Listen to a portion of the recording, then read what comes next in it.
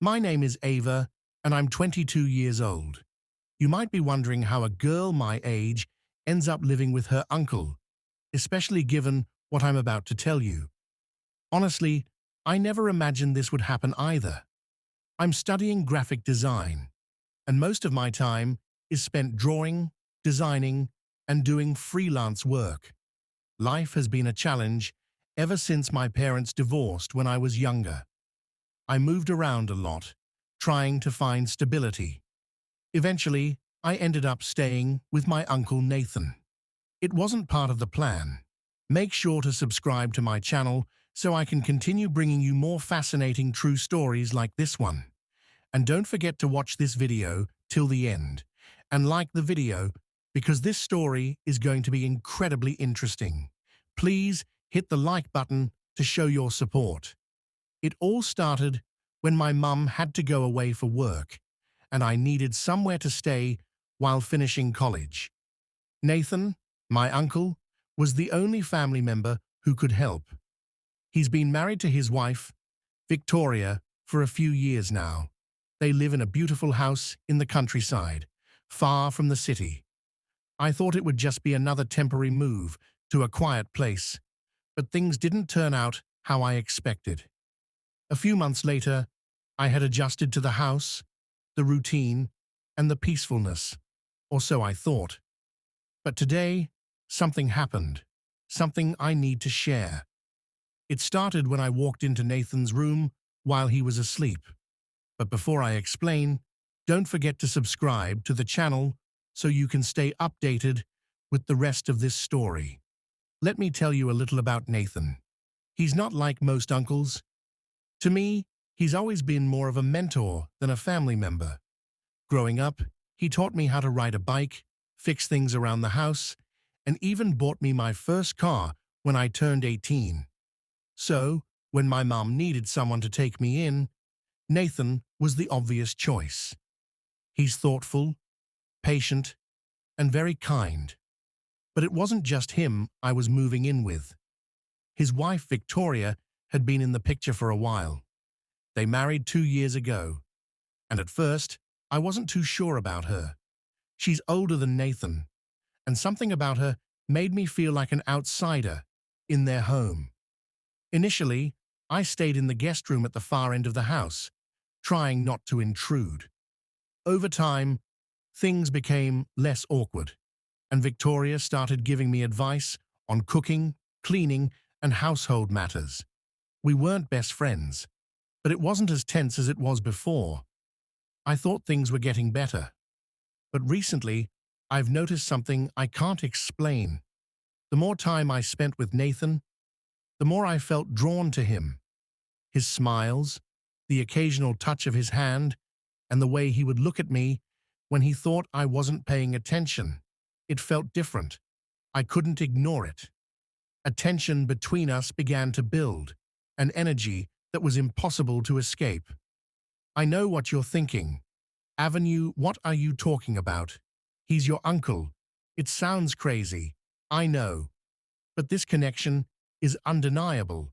I tried to brush it off, telling myself it was in my head. But every time we were alone, the atmosphere felt charged, as if something was pulling us together. Here's where things get interesting. One evening after dinner, I was working on a project in my room when I heard footsteps in the hallway. Nathan had been napping for hours, and Victoria was out with friends. We were alone. I didn't think much of it at first, but then I heard the door to his bedroom creak open. I froze for a second, unsure whether to leave him to rest or go inside, but something pulled me toward him quietly. I opened the door, trying not to disturb him. He was lying on his back, one arm behind his head, looking peaceful. As he slept, the light from the window cast soft shadows over his face, making him look almost untouchable. I stood there for a moment, my heart racing. I could feel my face flush, my pulse quicken. I'd never felt this way before. Maybe I just wanted to look at him, or maybe it was something more. I didn't know. My thoughts were interrupted when I accidentally knocked over a vase near his bed. The sound made Nathan stir. His eyes opened, and for a brief moment, we locked gazes. There was confusion in his eyes, but something else, too, something I couldn't quite name. He blinked a few times, trying to focus on me, then let out a groggy laugh. "Avenue, what are you doing here?" he asked, his voice thick with sleep. My heart was racing as I struggled to find the right words. I didn't want to look like I was snooping, but I didn't know how to explain myself. My mouth went dry. I didn't mean to wake you," I stammered, feeling embarrassed. Nathan sat up slowly. Rubbing his eyes, he smiled at me, the same kind, patient smile he always gave, but today there was something different in his eyes, something that made my heart race. He studied me for a moment before speaking again. "It's okay," he said gently. "You know you can always talk to me. Avenue, I'm here for you." I nodded, but my mind was spinning. I didn't know how to deal with this strange feeling. The room felt heavy, and I could feel my breath coming faster. "I just wanted to talk," I whispered. Nathan's smile faded just a little, and I thought I saw a brief hesitation in his eyes before it vanished. He patted the bed next to him. "Come here, then. You can always talk to me," he said warmly. I stood there for a moment, unsure, but something inside me pushed me forward. Without thinking, I sat next to him.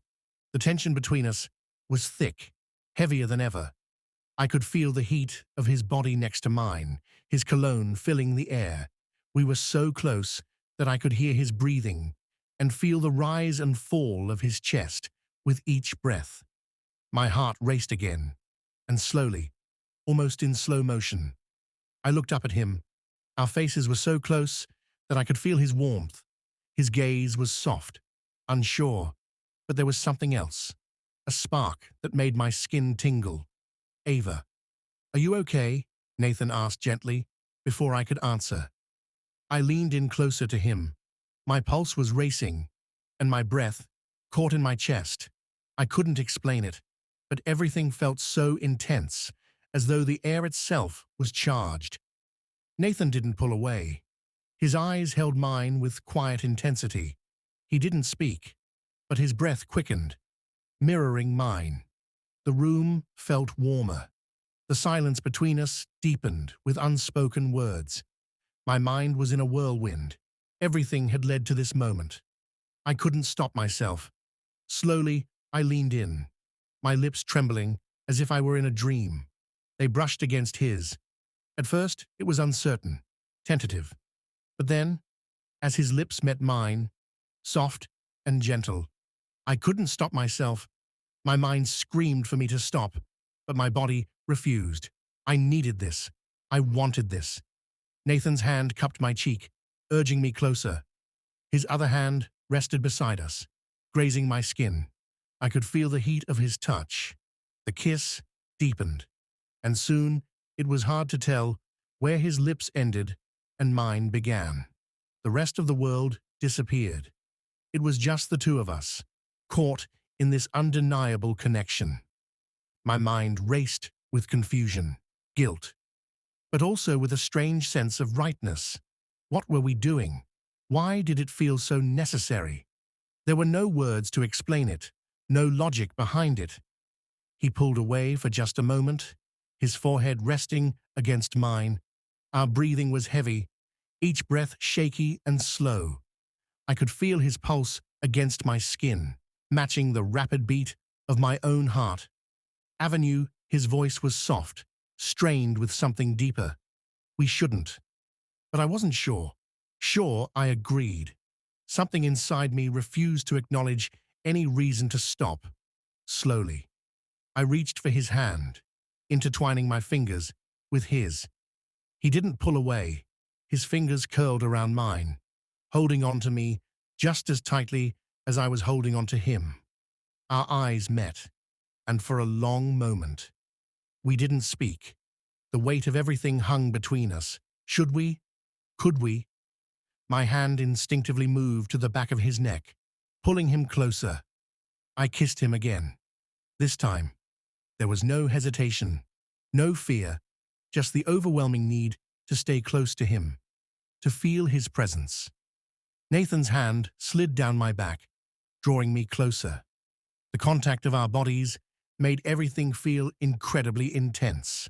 I didn't know where this was heading, but I didn't care. I wanted to stay in this moment where only the two of us existed. My heart pounded in my chest as his lips moved to my neck, pressing soft kisses against my skin. I could feel his breath against my ear, sending a shiver down my spine. It was unlike anything I had ever felt before. Intimate, consuming, and deeply wrong, yet thrilling in a way I couldn't explain. "You're sure about this?" he murmured against my skin, his voice thick with desire. "I don't want to hurt you." I closed my eyes, trying to find my voice. Everything inside me screamed to stop, to pull away, but I couldn't. The longing was too strong, the need too powerful. I didn't want to think anymore, didn't want to question anything. I just wanted to be with him. "I'm sure," I whispered, my hands moving over his chest, feeling the warmth of his skin beneath my fingertips. "I want this. Nathan, I want you." His lips found mine again, and this time, the kiss was deeper, more urgent. There was no turning back now. The world outside of this room didn't matter. There was only the way he made me feel. Desired, needed, and alive in a way I had never experienced before. The room seemed to close in around us, the light dimming as the intensity of our connection grew. Every touch, every kiss felt like a promise of something more, something neither of us fully understood, but we're both ready to explore. I could feel his heartbeat steady against mine, syncing with the rhythm of my own. And even though part of me still fought against the reality of what was happening, a much larger part of me surrendered completely. It wasn't just kissing anymore. It was more than that. It was a connection I couldn't explain, a bond that went beyond words. "I've wanted this for so long," Nathan whispered, his breath warm against my lips. I could barely comprehend his words as my hands roamed over him, feeling the muscles beneath his skin, the heat of him, the way he responded to me. But there was no turning back now. There was only the pull between us, drawing us closer. In a way, neither of us had expected. Time seemed to stand still as we lost ourselves in each other, in the quiet rhythm of our kisses, the warmth of our touches. And for the first time, everything felt right. In the stillness of the room, we were no longer just uncle and niece. We were two people bound by something deeper, something more intense than anything I had ever known. The air between Nathan and me hung thick with tension, neither of us moving, neither of us speaking. The silence was suddenly shattered by the sound of the front door opening downstairs. We froze. My heart raced, and I quickly pulled away from Nathan, panic flooding my chest. What had we just done? What was happening between us? The guilt washed over me, but it was mingled with something else, desire I couldn't ignore. I felt trapped between the moment we had just shared and the reality that we were entangled in something we couldn't easily undo. Nathan didn't move right away. His eyes were locked on mine, but his expression was unreadable. I could feel the heat between us, the lingering closeness that hadn't yet dissipated. "Eva," he whispered, his voice strained, before he could say anything more. The sound of footsteps echoed up the stairs. Nathan heard a voice I immediately recognized. My heart sank. It was Victoria. I quickly jumped off the bed, my breath quick and shallow. I didn't know what to do. My mind raced in every direction. But I couldn't think of a way out of this. Was I really going to face her after what had just happened? The door to Nathan's room creaked open, and there she was, Victoria, standing in the doorway, surprise written all over her face. Her eyes flickered between Nathan and me, confusion crossing her features as she took in the scene. "Eva? Nathan? What's going on here?" she asked, her voice uncertain. But there was something else, an intuition, maybe, that told her something was wrong. I could feel the blood drain from my face. Victoria's presence was like a bucket of cold water. And in that moment, everything felt wrong. There was no way to explain this. No way to justify what had just happened between Nathan and me. My throat tightened as I struggled to find the words. First, I stammered, unsure of what to say. Nathan, now sitting on the bed, looked just as lost. His hand rubbed the back of his neck, clearly embarrassed, unsure how to explain it. Victoria's gaze moved from him to me, and there was an unspoken understanding between us. It was as if, in that single moment, everything shifted. Victoria knew something had happened, something that shouldn't have, but her reaction wasn't what I expected. Instead of anger or disappointment, there was only a deep, unsettling sadness in her eyes. She stepped into the room, closing the door behind her. Her presence was commanding, and the room fell into an odd, tense silence, like the calm before a storm. "Avenue, you need to understand something," Victoria said gently, her voice softer than I anticipated. "There's more to this than you realize, more than either of you understand." I looked at her, confusion flooding my mind. What did she mean? What more was there? The silence lingered even after Victoria left. Her words hung in the air, leaving a mark on both of us, despite all the confusion. Her calm understanding and offer of guidance gave me something unexpected. Hope. Victoria wasn't angry. She didn't cast us aside. Instead, she gave us a chance that felt fragile and uncertain, but still there. I glanced at Nathan. His face was a mixture of guilt and confusion and something else I couldn't quite identify. He was avoiding my gaze, his hands nervously rubbing together. I knew he felt the weight of what had happened, the way our worlds had collided unexpectedly. But the more I thought about it, the more I realized that none of this was anyone's plan. Things had unfolded beyond our control. What I knew for sure was that we couldn't ignore it. We couldn't pretend like nothing had happened. Victoria was right about that. The feelings and confusion. Everything had to be addressed, and it had to be faced head-on. "Nathan," I whispered, my voice trembling slightly, "what do we do now?" Nathan looked at me, his eyes full of a mix of emotions. "I don't know. Avenue, I don't know what to feel, what to think. I don't know if I should be angry, ashamed, or if I'm even allowed to feel anything at all." His voice cracked, revealing the internal struggle in his words. He was torn between the deep connection we had shared and his loyalty to Victoria, his wife. The situation couldn't be solved in one conversation. It wasn't that simple. I took a deep breath and walked toward him, closing the distance between us. I wanted to reach out to him to comfort him, but I wasn't sure if that was the right thing to do.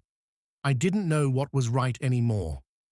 "I don't think we'll figure everything out right now," I said softly, "but I think we need to talk. To be honest with each other, this is too complicated to ignore."